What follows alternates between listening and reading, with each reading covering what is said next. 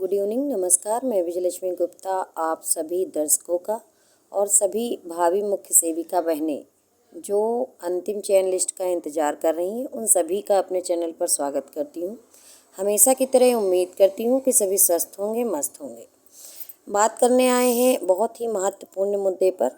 मैं देख रही हूं कि फील्ड पर बहुत सारी भ्रामक न्यूज़ अफवाहें फैलाई जा रही हैं और उन अफवाहों की अगर पड़ताल की जाए तो वो सही नहीं है। कुछ एक चैनलों के द्वारा ये बताया जा रहा है कि आहर्ता का जो मामला है वो निपट गया है और 2 साल वाले बाहर हैं या अंदर हैं, ऐसी जानकारी उनको प्राप्त हो गई है, ऐसा उन लोगों का दावा है। हालांकि यूपी SSSC के द्वारा किसी भी प्रकार की कोई सूचना किसी को नहीं दी गई है। कुछ लोग बता रहे हैं कि संघर्षरत जो बहनें हैं, महिलाएं हैं, आयोग गईं तो उनको बताया गया है कि जिनका जिनका प्रोविज़नल भरवाया गया है तो वो सब बाहर हैं। इसी बात पर चर्चा करेंगे और यही बात जब से सामने आई है तो बहुत सी महिलाएं जो इसमें फॉर्म भरी हैं, परीक्षा दी हैं, DV भी करवाया है, वो सब परेशान हैं कि हमारा प्रोविज़नल भरवाया गया है तो हम बाहर तो नहीं हैं। इसी बात का खंडन करने आए हैं, तर्कसंगत बात करेंगे। किसी भी प्रकार की कोई भ्रामक जानकारी इस वीडियो में आपको नहीं दी जाएगी। इस बात को लेकर के बिल्कुल संशय में ना रहिए। वीडियो में अंत तक बने रहें यदि आप सच सुनना पसंद करते हैं तो। देखिए, अगर हम बात करेंगे प्रोविज़नल की कि जिनसे जिनसे प्रोविज़नल भरवाया गया है तो ऐसा कुछ लोग बता रहे हैं कि माननीय सचिव सर ने कहा है कि प्रोविज़नल भरवाया गया है तो आप लोग खुद समझदार हैं।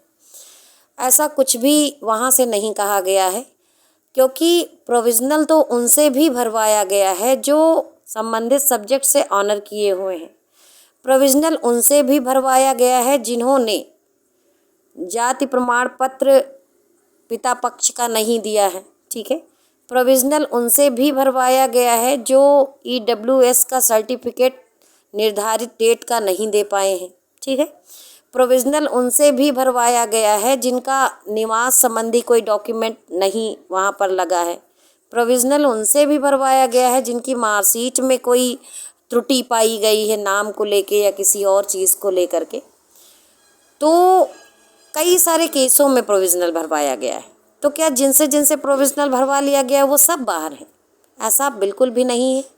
ये बिल्कुल भी अतार्किक बात है, इस बात में कोई तर्क नहीं है। इसको आप इस तरह से समझिए, कोई कैंडिडेट जिसने EWS का सर्टिफिकेट जो डेट निर्धारित थी उस डेट का नहीं दिया तो उससे प्रोविज़नल भरवा लिया गया, तो ऐसा नहीं है कि वो भर्ती से बाहर हो गया। वो भर्ती में इन रहेगा और यदि उसने EWS का प्रमाण पत्र नहीं दिया है, नहीं दे पाया है, तो उसकी काउंटिंग जर्नल में हो जाएगी, ठीक है। जो लोग जाति प्रमाण पत्र नहीं प्रस्तुत कर पाए हैं उनकी भी काउंटिंग UR में हो जाएगी। UR कैटेगरी मतलब अनारक्षित कोटे में हो जाएगी। ऐसा नहीं है कि उनको बाहर कर दिया जाएगा। अब जो मेन मुद्दा है वो ये है कि ज़्यादातर प्रोविज़नल BSc वालों से और जिनका विषय 2 साल है उनसे भरवाया गया है, तो उनके मामले में क्या हो सकता है। तो जो लोग भी वीडियो बना करके ये बात कह रहे हैं तो उनका कहीं ना कहीं पर इनडायरेक्टली वो ये बोलना चाहते हैं कि जिनको प्रोविज़नल भरवा दिया गया है 2 साल वालों को तो वो बाहर हैं। मेरा कहना आपसे ये है कि किसी के कोई भी कुछ भी कहता है, जितने मुंह उतनी बातें। आपने फॉर्म भरा, आपने परीक्षा दी, आपने DV करवाया, ठीक है। अब आपको आयोग का ही इंतज़ार करना चाहिए। जब भी रिजल्ट जारी होगा तो ही जो स्थिति है वो एकदम निश्चित हो पाएगी, निर्धारित हो पाएगी।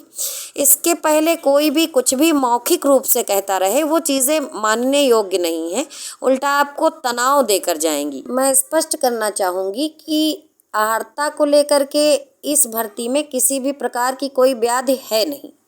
जबरदस्ती का व्याधि और विवाद बनाया जा रहा है।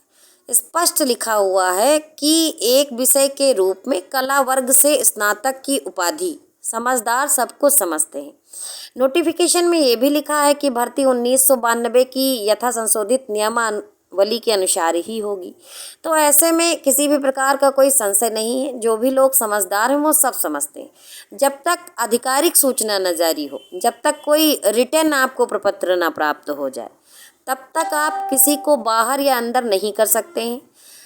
जो लोग ये बता रहे हैं कि संघर्षरत लड़कियां वहाँ गईं, सचिव सर से क्या बात हुई क्या बात नहीं हुई, तो ज़रूरी नहीं कि वो लोग जो बातें बता रही हैं वो एकदम सही हैं, या कोई गुस्से में बोला या कोई नाराज़गी में बोला या क्या किया, ये सब मैटर नहीं करता है।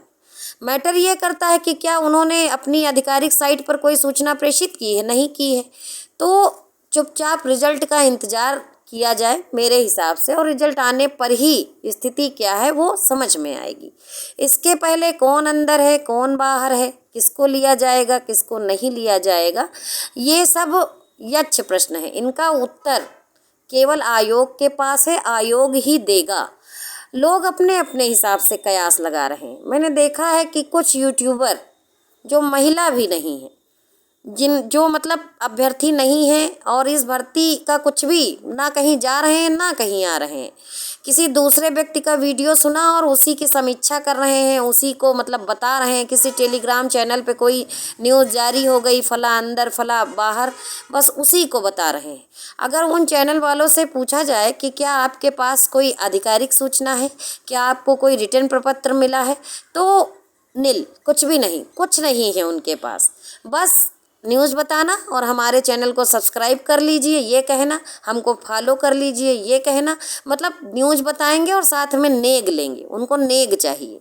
उसके बाद एक लाइन ये बोलते हैं कि अगर वीडियो पसंद आया हो तो हमारे चैनल को लाइक करिए, शेयर करिए। क्या वीडियो किसी की पसंद के लिए बना रहे हो? खासकर तब जब ये एक संवेदनशील मुद्दा है, ये नौकरी का मामला है, ये बेरोजगारी दूर होने का मामला है। ऐसे में आप सबकी पसंदों का ध्यान रख रहे हैं। आपको तो बिल्कुल एकदम तटस्थ हो करके सही बात रखनी चाहिए। जो नोटिफिकेशन में लिखा है उसकी व्याख्या करनी चाहिए। कुछ लोग आकर के घोषणा कर रहे हैं कि फलाने लिए जाएंगे, कुछ लोग आके घोषणा कर रहे हैं धमाके नहीं लिए जाएंगे। इन सब बातों का कोई मतलब नहीं है। सभी समझदार हैं, सबने नोटिफिकेशन पढ़ा है। मुझे लगता है, मेरी राय में, कोई भी परेशान ना हो। अभी किसी भी प्रकार की कोई ऑथेंटिक न्यूज़ नहीं मिली है।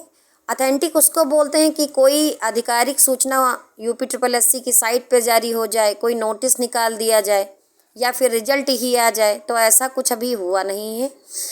एक सीमा बताई गई है मौखिक तौर पर कि हम आपका रिजल्ट अप्रैल माह में दे देंगे, या हो सकता है कि 1-2 दिन और आगे पीछे हो सकता है, तो हमें इंतज़ार करना चाहिए।